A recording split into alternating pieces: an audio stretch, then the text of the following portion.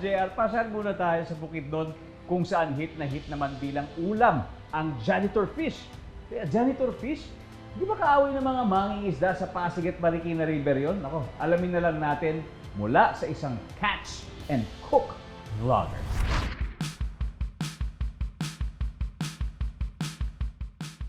Sa bayan ng Maramag, Bukidnon, isang vlogger na ang hilig ay mangisda ang may kakaibang paborito.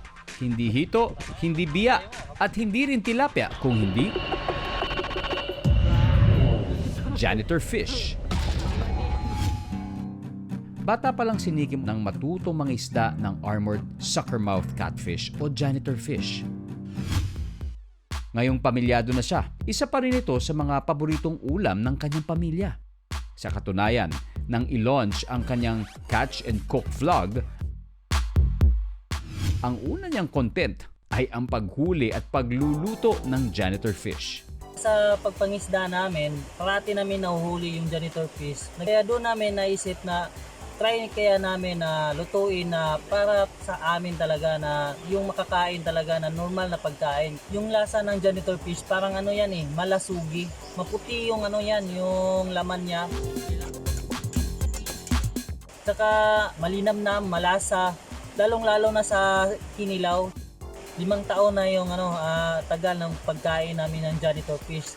Simula noon, wala pa naman kaming na nararamdaman na kakaiba sa katawan namin. Yung kalinisan ng janitor fish, nasa lugar yan ng pinagkukunan. Pero kung favorite dish sa Bukidnon ang janitor fish, naayawan naman ito sa ibang lugar gaya ng Metro Manila. Predatory o invasive species kasi ito. Pwede siyang kainin, depende sa kung saan katubigan ito nakatira. Dahil sa ito ay mga bottom feeders ng mga isda. At kapag marumi ang lupa sa ilalim ng tubig, ito ay nakakain ng janitor fish at delikado sa kalusugan ng tao. Kita yung laman, yan yung laman makabukid, napakataba, no? Mahirap na talagang pigilan ang isang bagay na matagal na nating nakasanayan. Kung hindi man ipagbawal, dapat siguro ay palawakin pa ang kaalaman ng ating mga kababayan tungkol sa banta ng mga ganitong nilalang sa ating kapaligiran.